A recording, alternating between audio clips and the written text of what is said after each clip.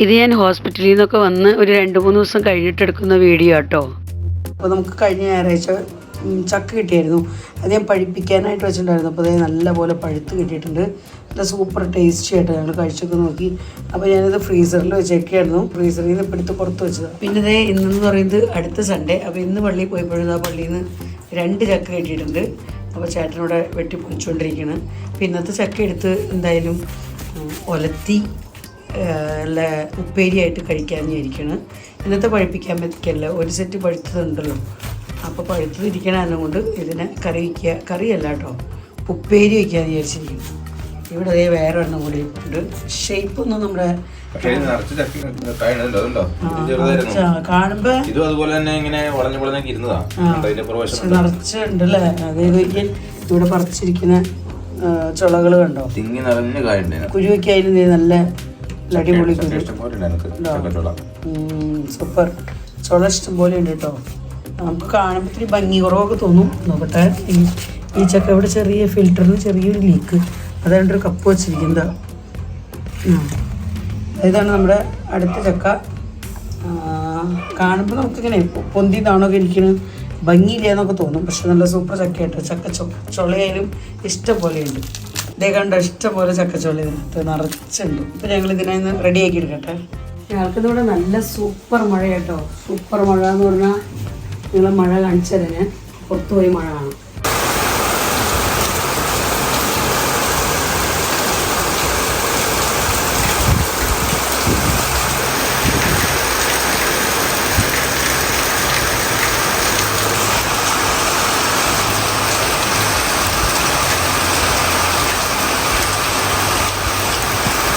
മഴ കണ്ടില്ലേ, ഇത്രയും നാളും ചൂടും വെയിലും സഹിക്കാൻ പറ്റുന്ന ഇടയ്ക്കിടയ്ക്ക് കുറേ മഴ കിട്ടുന്നുണ്ടായിരുന്നു. പക്ഷെ ഇന്നലെ രാത്രി നല്ല സ്ട്രോങ് മഴയായിരുന്നു. അത് കഴിഞ്ഞൊന്നും കുറഞ്ഞതാ രാവിലെ.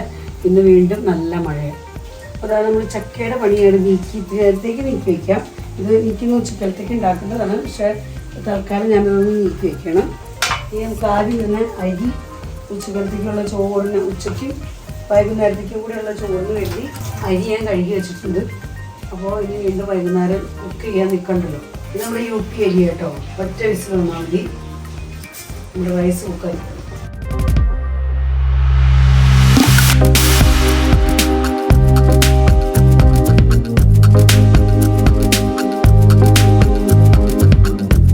അപ്പോൾ അരിക്ക് വേണ്ട ആവശ്യത്തിനുള്ള വെള്ളം ഒഴിച്ചിട്ടുണ്ട്.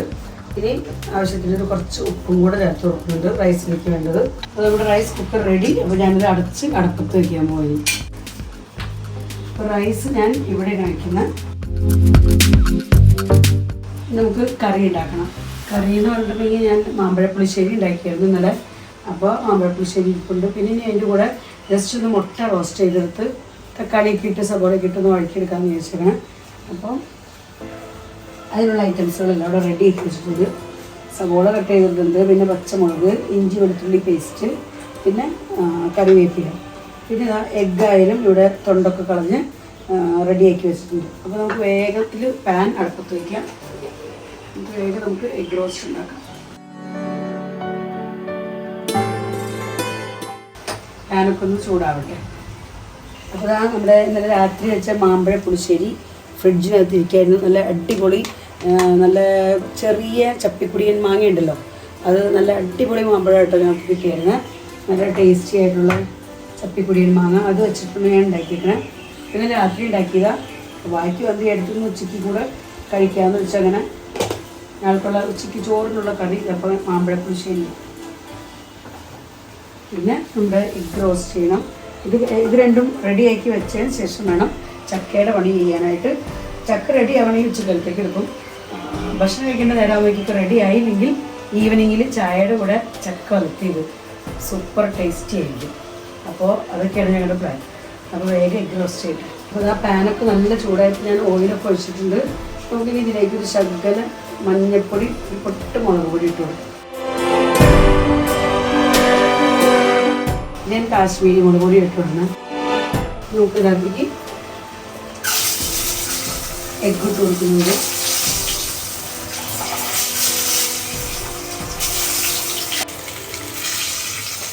ഇതിലേക്ക് ജസ്റ്റ് ഒരു ടേസ്റ്റിനായിട്ട് പൊട്ട് ഉപ്പും കൂടി ചേർത്ത് കൊടുക്കുന്നുണ്ട്.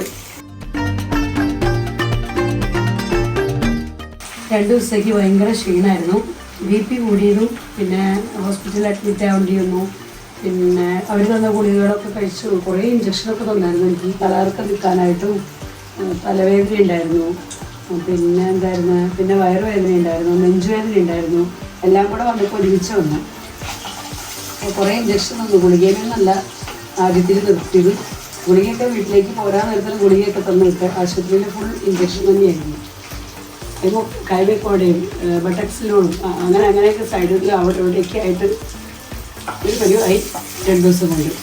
അപ്പോൾ അതിൻ്റെ ക്ഷീണമൊക്കെ കാരണം ഇന്നലെ ഞാൻ സ്കൂളിൽ പോയില്ല. ഇന്നലെ ലീവ് എടുത്തു. പിന്നെ ഇത് ഹോസ്പിറ്റലിൽ അഡ്മിറ്റ് ആയ അന്നും ലീവ് എടുത്തു. അങ്ങനെ 2 ദിവസം ലീവ് തന്നെയായിരുന്നു. ഇന്നാണ് തലേന്ന് പൊന്തിയത്. വന്നപ്പോൾ എല്ലാം കൂടെ ഒരുമിച്ച് ഒറ്റ വരവ്. എന്തായാലും വ്യത്യാസമൊക്കെ വന്നു. അപ്പോൾ കുഴപ്പമില്ല. അപ്പോൾ കുറേ ക്ഷീണമൊക്കെ മാറി. ഇന്നലെ എനിക്ക് തല കൊണ്ടുവരേ ഉണ്ടായിരുന്നില്ല. BP ഇപ്പം നോർമലായിട്ടുണ്ട്. അഞ്ചിന് ഇങ്ങനെ എഗ്ഗ് ഇത്തിരി ഒന്ന് റോസ്റ്റ് ചെയ്തിട്ട് എടുക്കുന്നത് ഭയങ്കര ഇഷ്ടമാണ്. എഗ്ഗിനെ റോസ്റ്റ് ചെയ്തെടുക്കാൻ പറയും. ഇപ്പോൾ ഭയങ്കര ഇഷ്ടമാണ്. ഒന്ന് സൈഡൊക്കെ ഒന്ന് പുറത്തുനിന്നൊക്കെ ഒന്ന് മൊരിഞ്ഞൊക്കെ കിട്ടണമെങ്കിൽ ഭയങ്കര ഇഷ്ടമാണ് ശരി. അങ്ങനെ കിട്ടുന്നത് വലിയ ഇഷ്ടം.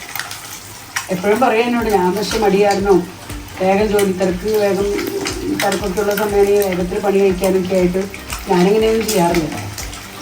ഇപ്പോൾ ഇന്നിപ്പോൾ സൺഡേ അല്ലേ, എന്നാൽ ഒരു സൺഡേ സ്പെഷ്യലായിട്ട് കിട്ടുമെന്ന് വെച്ചാൽ അപ്പോൾ നമ്മുടെ എഗ്ഗൊക്കെ നല്ലപോലെ റോസ്റ്റ് ആയിട്ടുണ്ട്.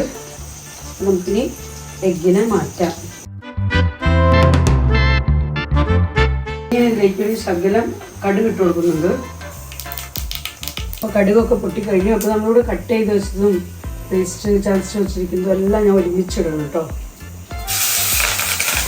നമ്മൾ എഗ്ഗ് റോസ്റ്റ് ചെയ്തെടുത്ത് അതേ ഓയിലിലേക്കാണ് ഞാൻ സബോളയൊക്കെ ഇട്ടിരിക്കുന്നത്. ഇനി ഇതൊക്കെ ഒന്ന് നല്ലപോലെ ഒന്ന് ഫ്രൈ ആയിട്ട് വേണം നമുക്ക് എനിക്ക് വേണ്ട പൊടികളൊക്കെ ചേർത്ത് കൊടുക്കാം.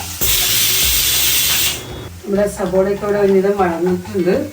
ഇതിനകത്ത് പച്ചമുളക് ഞാനിട്ട് അധികം ഇട്ടിട്ടുണ്ടായിരുന്നു. അതുകൊണ്ട് നമുക്ക് മുളക് പൊടി വളരെ കുറച്ചിടണം, എനിക്ക് ഭയങ്കര എരിവായിരിക്കും. അപ്പോൾ അതുകൊണ്ട് ഇതാ മഞ്ഞൾപ്പൊടി ഇട്ടിട്ടുണ്ട്. പിന്നെ ഞാൻ എടുത്തിടുന്നത് കാശ്മീരി മുളക് പൊടിയാണ്. ഇതിൽ ശകലം മല്ലിപ്പൊടി ഇടുന്നുണ്ട്. മല്ലിപ്പൊടി എടുത്തിട്ടില്ല ഞാൻ. ഒരു 1/2 സ്പൂൺ മല്ലിപ്പൊടി ഇട്ടിട്ടുണ്ട്. ഇനി ഇതിലേക്ക് ഇടുന്നത് ശകലം ഗരം മസാല. നമ്മൾ വീട്ടിൽ പൊടിച്ച് വെച്ചിരിക്കുന്ന ഗരം മസാല, ഒരു നല്ലൊരു ഫ്ലേവറിന് വേണ്ടിയിട്ട് ഇത്തിരി ഗരം മസാലയും കൂടി ഇടുന്നുണ്ട്. അപ്പോൾ നമ്മൾ മസാലയൊക്കെ നല്ലപോലെ ചൂടായിട്ടുണ്ട്. അപ്പോൾ കട്ട് ചെയ്ത് വെച്ചിരിക്കുന്ന തക്കാളി ഇട്ട് കൊടുക്കണം.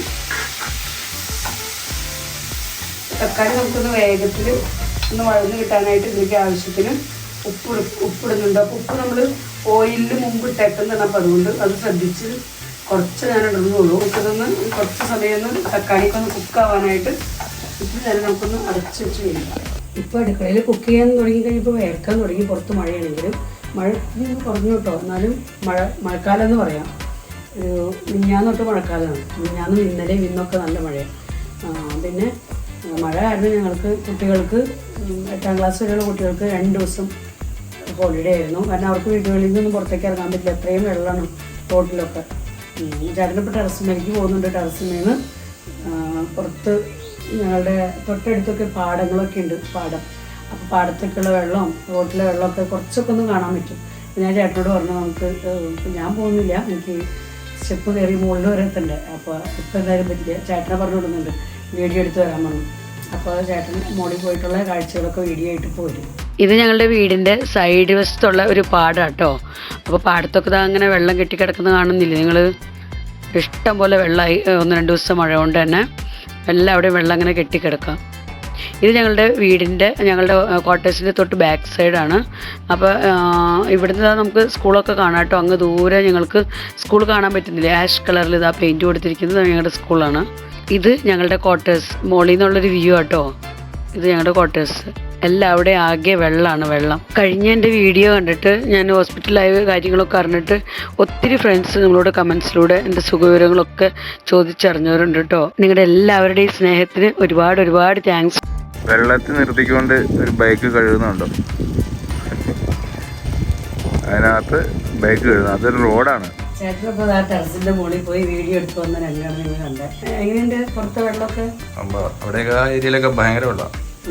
റോഡൊന്നും കാണത്തു പോലില്ല. അവിടെ പുഴ മൊത്തം പുഴ പോലെയാ. ഇനി ആ വെള്ളമൊക്കെ ഒന്ന് ഒലിഞ്ഞ് മഴ നിന്ന് ആ വെള്ളമൊക്കെ വലിഞ്ഞു പോയിട്ടല്ലാണ്ട് അവിടുത്തെ ആൾക്കാർക്ക് പുറത്ത് ഇറങ്ങാൻ പോലും പറ്റില്ല.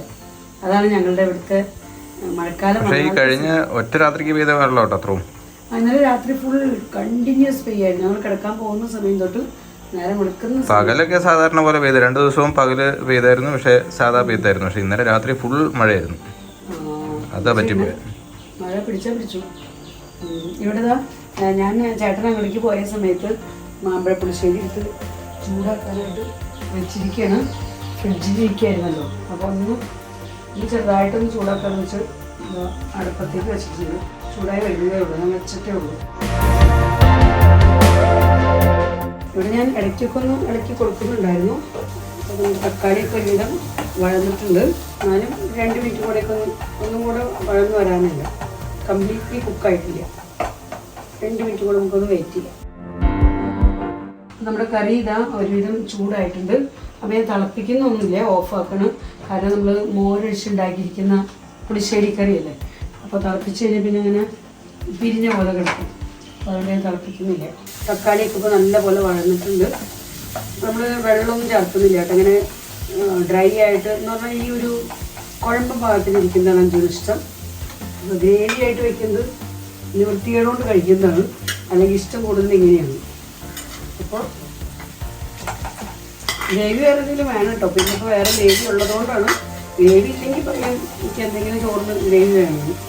അപ്പോൾ ഇന്നിപ്പോൾ വേറൊരു ഗ്രേവി ഉള്ളതുകൊണ്ട് ഇന്നിങ്ങനെ ഉണ്ടാക്കുന്നുണ്ടെന്ന് പറഞ്ഞു. ഇത് ഞാൻ ഓർത്തൊന്ന് ഇനി ഉണ്ടാക്കുന്നത്. അപ്പോൾ നമ്മൾ എഗ് റോസ്റ്റ് ഇവിടെ റെഡി ചെയ്യുന്നുണ്ട് കേട്ടോ. ഇത് ഞങ്ങളുടെ ഒരു ഫേവറേറ്റ് ഐറ്റമാണ് എഗ് റോസ്റ്റ്. വെള്ളമൊന്നും ചേർക്കാതെ നമ്മളിതങ്ങനെ സെറ്റാക്കി എടുത്തിട്ടുണ്ട്. നമ്മുടെ എഗ് റോസ്റ്റ് റെഡി ആയിട്ടുണ്ട്. പിന്നെ നമ്മുടെ മാമ്പഴ പുളിശ്ശേരി റെഡി ആയിട്ടുണ്ട്.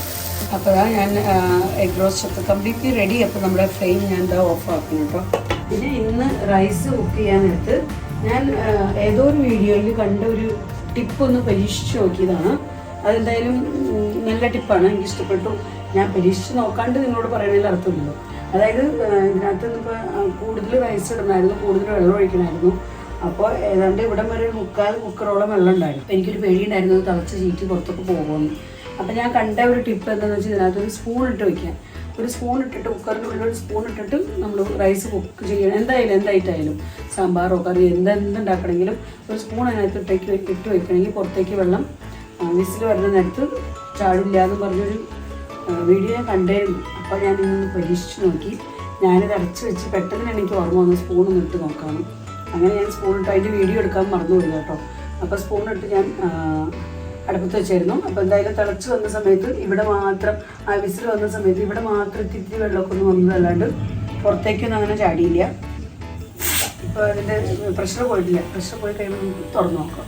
ഇനി കുക്കറൊക്കെ തുറന്ന് പ്രഷർ ഒക്കെ പോയി കഴിഞ്ഞ് കുക്കറൊക്കെ തുറന്ന് കഴിയുമ്പോൾ ഞാൻ കാണിച്ചു തരാം. സ്പൂൺ അതിൻ്റെ ഉള്ളിൽ കിടപ്പുണ്ട്. പിന്നെ ഇവിടെ ഞാൻ ഇങ്ങനെ ഒരു തുണിയിട്ട് കവർ ചെയ്തേക്കുന്നതൊക്കെ ഫിൽറ്റർ മുകളിൽ നിന്ന് പൊടിയും ഒന്നും വരാതിരിക്കാനായിട്ട് പൊടി വേഗത്തിൽ പിടിക്കുന്ന നമ്മളെന്തായാലും പിടിക്കുന്ന വെള്ളമല്ലേ. അപ്പം അതിനൊന്ന് ഉഷാറാക്കി സുഖമാക്കിയിട്ടിരിക്കുന്ന പൊടിയൊന്നും പിടിക്കാതിരിക്കാൻ. അപ്പോൾ ഇന്നത്തെ അടുത്ത ജോലി ചക്ക ക്ലീനാക്കാന്നുള്ളതാണ്. അപ്പോൾ ചക്ക ഞാൻ ഒറ്റയ്ക്കല്ല, ഞാൻ ചേട്ടനെയും കൂടെ സഹായത്തിന് വിളിക്കും. ഞങ്ങൾ 2 പേരും കൂടെ ചക്ക ക്ലീനാക്കും, ചക്കക്കുരുവൊക്കെ മാറ്റി വയ്ക്കും. അപ്പോൾ ചക്കപ്പഴി മാങ്ങ കിട്ടുന്ന സീസൺ. അപ്പോൾ ചക്കക്കുരു വാങ്ങിയായിട്ട് നമുക്ക് വേറെ എപ്പോഴെങ്കിലും കറി ഉണ്ടാക്കാമല്ലോ. ഇനി ഇന്നലെ മാമ്പഴ പുളിശ്ശേരി ഉണ്ടാക്കാൻ നേരത്ത് വൈകുന്നേരം ഉണ്ടാക്കിയത് ഞാൻ. പക്ഷേ അപ്പോൾ ഞാൻ പറഞ്ഞില്ലേ ഭയങ്കര ക്ഷീണം വയ്യാതൊക്കെ ആയിരുന്നു. അതുകൊണ്ട് വീഡിയോ ഒന്നും എടുത്തില്ല. മാമ്പഴ പുളിശ്ശേരിയുടെയൊക്കെ വീഡിയോ ഞാൻ വേറെ എന്തെങ്കിലും ദിവസം അപ്ലോഡ് ചെയ്യാം കേട്ടോ, പറ്റുന്ന പോലെ. അപ്പോൾ ഈ ചക്ക ക്ലീനാക്കി ഇപ്പോൾ ശരിക്കും പറഞ്ഞ സമയം 1 മണിയായി. അപ്പോൾ ഇനിയിപ്പോൾ ചക്ക ഉണ്ടാക്കി ഇപ്പോൾ കഴിക്കാൻ നേരം ഉണ്ടാവില്ല. അപ്പോൾ ഞാൻ ചക്ക ക്ലീനാക്കി ഈവനിങ്ങിൽ ഉണ്ടാക്കി ചായയുടെ കൂടെ കഴിക്കാമെന്ന് വിചാരിച്ചിരിക്കണം. പക്ഷെ ഇപ്പോൾ ക്ലീനാക്കി റെഡിയാക്കി വയ്ക്കും. അപ്പോൾ നമ്മുടെ ഇന്നത്തെ കൊച്ചു വീഡിയോ ഞാൻ ഇവിടെ അവസാനിപ്പിക്കുകയാണ്. അപ്പോൾ വീഡിയോ കുറിച്ചുള്ള നിങ്ങളുടെ അഭിപ്രായങ്ങളെല്ലാം കമൻസിലൂടെ അറിയിക്കാൻ മറക്കരുത്. വീഡിയോ നിങ്ങൾക്ക് ഇഷ്ടപ്പെടുന്നുണ്ടെങ്കിൽ ലൈക്ക് ചെയ്യാനും ഷെയർ ചെയ്യാനും സബ്സ്ക്രൈബ് ചെയ്യാനൊന്നും മറക്കരുത് കേട്ടോ. ഇപ്പോഴും ഫേസ്ബുക്കിൽ ഒത്തിരി പേര് നമ്മുടെ വീഡിയോ കാണുന്നുണ്ട്, പക്ഷേ ഫോളോ ചെയ്യാൻ മറന്നു പോകുന്നു. അപ്പോൾ ഫേസ്ബുക്കിൽ കാണുന്നവർ ഫോളോ ചെയ്ത് തന്നെ സപ്പോർട്ട് ചെയ്യാനും മറക്കരുത്. അപ്പോൾ വീണ്ടും നമുക്ക് നല്ലൊരു അടിപൊളി വീഡിയോയുമായി കാണാം. Bye bye.